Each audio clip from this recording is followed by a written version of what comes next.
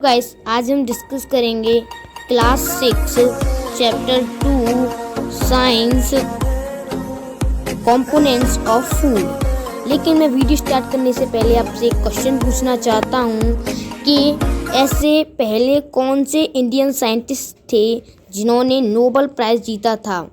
इस क्वेश्चन का आंसर आप हमें कमेंट करके ज़रूर बताइए। तो चलिए हम अपनी वीडियो स्टार्ट करते हैं।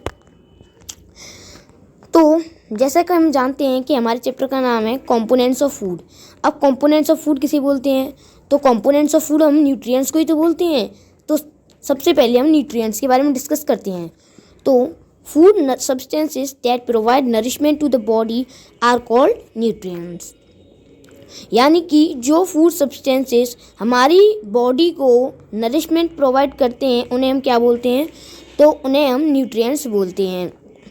तो अब न्यूट्रिएंट्स में भी मेजर न्यूट्रिएंट्स कौन से हैं, उनमें से इम्पॉर्टेंट न्यूट्रिएंट्स कौन से हैं? तो इम्पॉर्टेंट न्यूट्रिएंट्स हैं carbohydrates, proteins, fats, vitamins and minerals. तो जो proteins, fats, vitamins and minerals हैं वो हमारी बॉडी के लिए मेजर न्यूट्रिएंट्स हैं। In addition food also contain dietary fibres and water.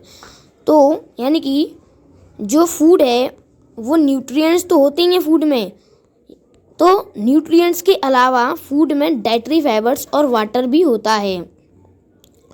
तो कार्बोहाइड्रेट्स क्या होता है? तो हम सबसे पहले कार्बोहाइड्रेट्स की बात करते हैं। तो carbohydrates and fats mainly provide energy to our body. यानी कि जो कार्बोहाइड्रेट्स एंड फैट्स हैं वो हमारी बॉडी को एनर्जी प्रोवाइड कराते हैं। तो हम देखते हैं कार्बोहाइड्रेट्स क्या होते हैं। तो carbohydrates these are energy giving compounds. There may be simple carbohydrates और कम्प्लेक्स कार्बोहाइड्रेट्स। यानी कि जो कार्बोहाइड्रेट्स हैं वे एनर्जी गिविंग कंपाउंड्स हैं। जो कार्बोहाइड्रेट्स हैं वो दो तरह के होते हैं, simple compound carbohydrates and complex carbohydrates. Fats, अब हम देखते हैं फैट्स क्या होता है। तो these are very high energy giving compounds. They produce greater amount of energy than carbohydrates.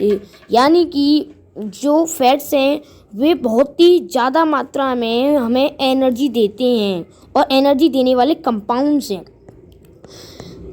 जो फैट्स हैं वे फैट्स एनर्जी हमें कार्बोहाइड्रेट से ज़्यादा देते हैं। अब हम देखते हैं कि मिनरल्स क्या होते हैं। तो these are elements required by the body in small amounts. यानी कि जो मिनरल्स हैं वे एक ऐसे सब्सटेंसेस हैं जिसे हमारी बॉडी को कुछ कुछ अमाउंट में ही ज़रूरत होती है। यानी कि स्मॉल अमाउंट्स में ज़रूरत होती है, ज़्यादा अमाउंट में मिनरल्स की ज़रूरत नहीं होती है। अब मिनरल्स का वर्क क्या है? तो essential for growth and development of bones, teeth and red blood cells. Red blood cells को हम आरबीसी बोलते हैं। सेल्स के बारे में, रेड ब्लड सेल्स के बारे में हम आगे डिस्कस करेंगे। तो जो कार्बोहाइड्रेट्स है वो हमारी ग्रोथ के लिए, हमारी बोन्स के डेवलपमेंट्स के लिए, टीथ के डेवलपमेंट, दांतों के डेवलपमेंट के लिए और रेड ब्लड सेल्स आरबीसी के डेवलपमेंट के लिए बहुत ज़रूरी हैं। अब हम देखते हैं प्रोटीन्स क्या होती हैं। तो these our body building foods, they help in the growth of body. यानी कि जो प्रोटीन्स हैं वे बॉडी बिल्डिंग फूड्स हैं। अब बॉडी बिल्डिंग फूड्स यानी कि जैसे हमारी बॉडी में कुछ क्रैक्स हैं, जो कुछ भी हमारी जैसे कोई हड्डी टूट जाती है तो उसके जुड़ाव में उसकी प्रॉपर फंक्शन करने के लिए हमें किसकी आवश्यकता होती है? तो हमें प्रोटीन्स की आवश्यकता होती है। और प्रोटीन्स का एक और वर्क क्या है कि वो हमारी ग्रोथ, हमारी बॉडी की ग्रोथ के लिए बहुत आवश्यक हैं। क्या? प्रोटीन्स। अब हम देखते हैं विटामिन्स का क्या वर्क है और विटामिन्स क्या होती हैं।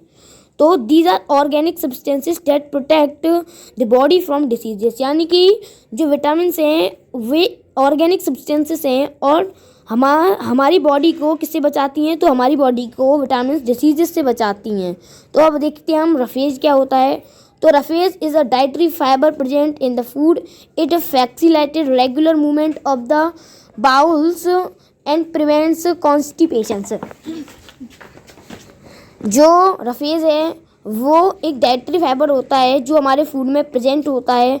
तो इससे क्या होता है कि ये रफेज हमारे शरीर में रेगुलर मूवमेंट देता है और जो कॉन्स्टिपेशन की जो प्रोसेस है वो रफेज की मदद से हमारे शरीर में होती है। अब हम देखते हैं बैलेंस डाइट क्या होती है। तो balance diet provides all the nutrients that our body needs in right quantities along with adequate amount of roughage and water. यानी कि जो बैलेंस्ड डाइट है वह हमारे शरीर के सभी न्यूट्रिएंट्स देती है जो हमारी बॉडी नीड करती है, जिससे हमारी बॉडी को आवश्यकता होती है बैलेंस डाइट की, वह बैलेंस डाइट हमें देती है और सही मात्रा में देती है, सही एडेक्वेट अमाउंट में देती है और रफेज एंड वाटर भी एडेक्वेट अमाउंट में देती है। अब हम देखते हैं डिसीज़ क्या होती है। Deficiency disease, these are the diseases cause due to the lack of required nutrients for a long period in the diet.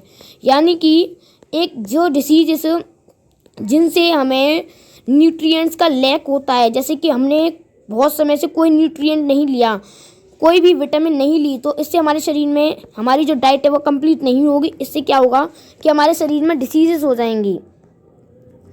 जैसे कि इस पिक्चर में हम देख सकते हैं कि deficiency vitamin A, loss of vision.